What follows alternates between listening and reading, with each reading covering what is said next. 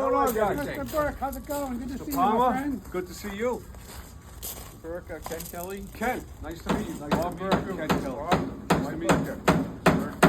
Brian Kelly. Gerardo Caviano. Gerardo Caviano. Ottaviano. Ottaviano. Nice to meet We're you. bringing one Italian. Yeah. Mr. Cahill. Good to see you. Yeah. Good to see the tiny house. All right, let's Looking go. good. Let's check All it right. out. All right. There it is. There it This is. is a tiny house. Wow. So the tiny house to be on a trailer is considered an RV. Okay. And so that gives the ability to, we have the permit to the trailer in the tiny house that the Quincy Chamber of Commerce owns. Yeah. So whenever this is transferred, all you're transferring is the permit. That's why we put it on wheels. So it's not gonna go on a foundation anywhere, it's just gonna get wheeled somewhere, parked. It has stabilizers to put it up, and then it becomes more or less a permanent fixture of whoever owns it. Yeah, we're looking right now, negotiating to sell it to an affordable housing trust. So they're gonna use it for either emergency housing or permanent housing for someone, veteran or someone who's needs housing. Is the plan to have more of these? Maybe we'll see. I would love to do one, and I'm hoping our administrator wouldn't mind. But it took a while. It was a 4-year project from creating the whole work area to getting through this whole process. 3 years. You were in COVID though. Yeah. And I know that the second one is about half the time because you know what you're doing now. Yeah, exactly. Guys that are building them Yeah. are doing them, like who at School Technology is doing one a year. Right. And we say year too. It's the school season. It's 180 school days, Right. Yeah. and the students work on it for 3 hours a day. It's all upperclassmen, and I have upperclassmen from 11:30 to 2:30. So this whole thing was built over those 4 school seasons, the 3 or 4 school seasons of building the tiny house. Yeah.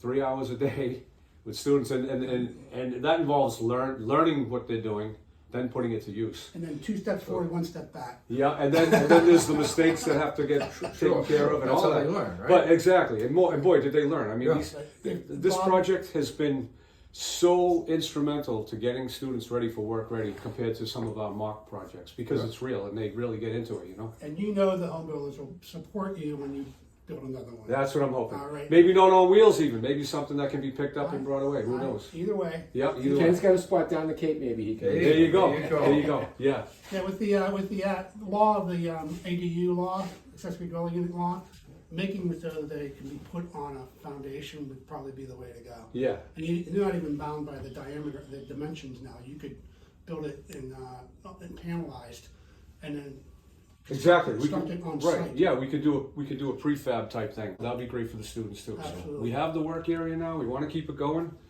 and at 4 school seasons, to me, it seems like 6 months. I started 6 months ago. I'm telling you. And every student that's touched this will never forget. That's They right. built a house. And I get emails. They come back. The grads, they're checking in on us, see how it's going. It was a really meaningful project for sure. So very Work gratifying, area I'm sure. being this area right in here. Yeah, we started with this outside area. When we first started, when I got here, we extended the class from the outside to that gated area with a concrete slab. And then when Mr. Palmer and Mr. Cahill came to us with the idea of the tiny house, I don't know if I asked you to come here or you asked me to come. I forget. We kind of found one It was, another. it was a vision for Rebecca sure. McGinnis was a big help. Yeah, that's right, Miss McGinnis, our former director. And so then that allowed us to extend out to here. We got permission from the mayor and the city building planning people, and we got together with some contractors to donate the concrete barrier to protect the students from the cars. Sure. Federal Rent a Fence donated us the fencing system to keep up here. So it's just been wonderful. I mean, now the students know what it's like to work on a real job site.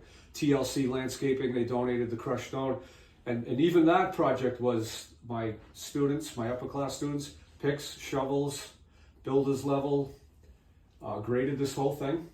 20 tons of crushed stone with the wheelbarrow and shovel.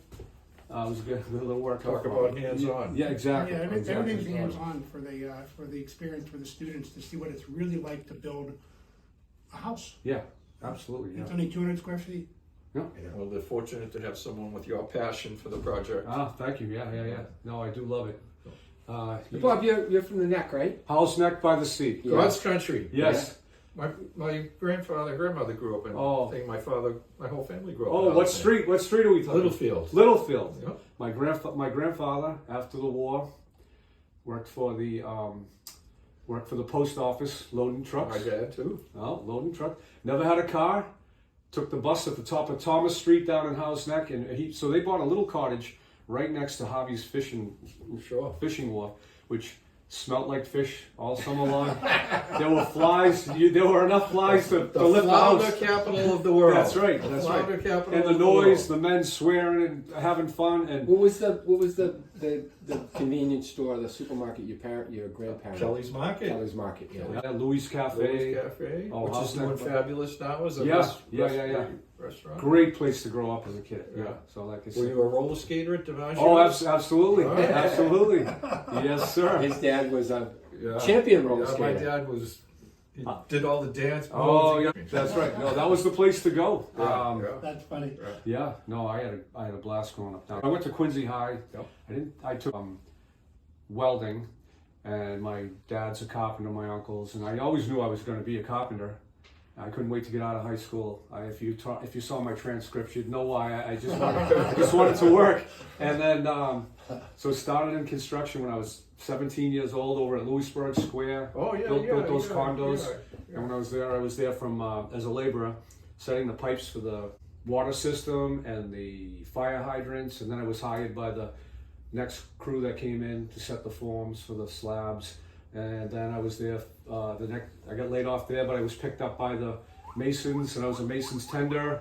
And so I was there. Just construction, I just love it. And that's why I love my job. I want to spark these kids up to go into. Well, this is the trade, so where it's happening now. That's right. That's So right. Ken just gave the scholarship to Melina.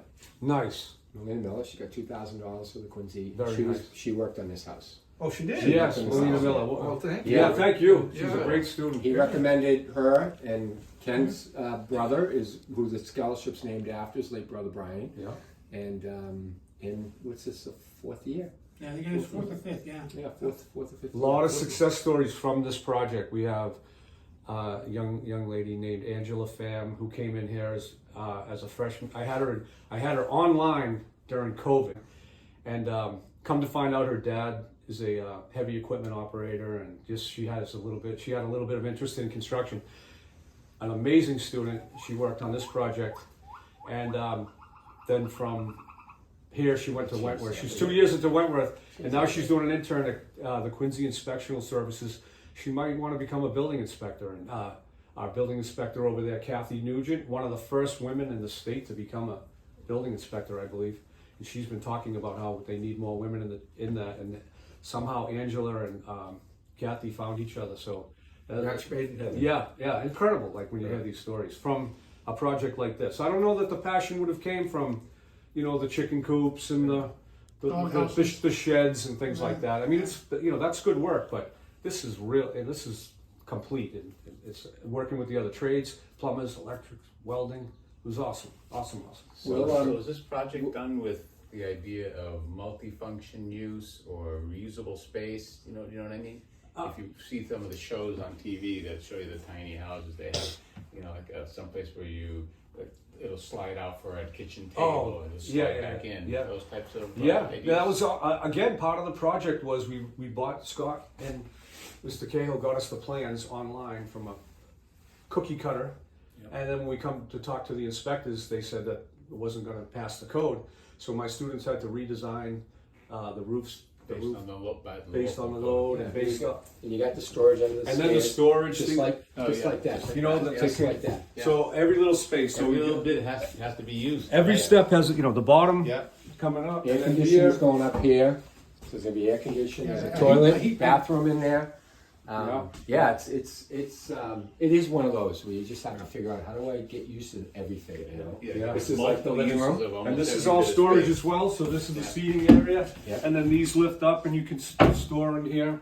The pocket door. The students love doing this pocket door when Yeah. it's complete, So we got, Pocket doors are great. this is If nice. you design them when you build the place, retrofitting them in an existing house, nightmare. Right, exactly, yeah, but yeah, the kids had a blast with it.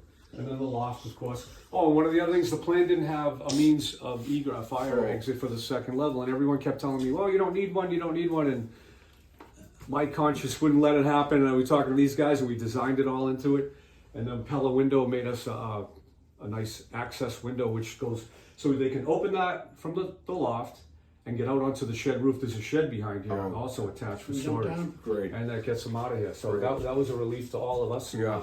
And again, it was something the students got to get involved I with. have a condo in Florida that I'm looking at, and it has one egress and no other egress other than jumping out the window, and Yeah, if you can open the window. Yeah, You yeah, know, yeah. So Yeah.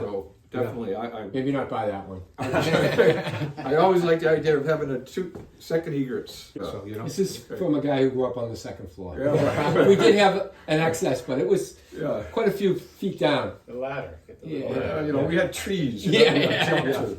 Old So nice school. meeting you, and Say, thank you so much. You know, congratulations, and Great Thanks project. for the keep up the tour. great work. Thank you. Thanks, Bob. Thank And thanks you. for last week. Okay. When I went to school in 74, we had the Voc Tech, Yeah. and we had the Quincy High School. And the two never got together. Yeah. The two Yeah. never met, except sometimes in the hallway if there was a Yeah. brawl. And walking the gauntlet across that bridge. Right, so Hey, nice to thanks. meet Yeah, you. thank you. We'll see We're you gonna have to around. talk about some how's next stuff. All right. Good luck. Thank you very much.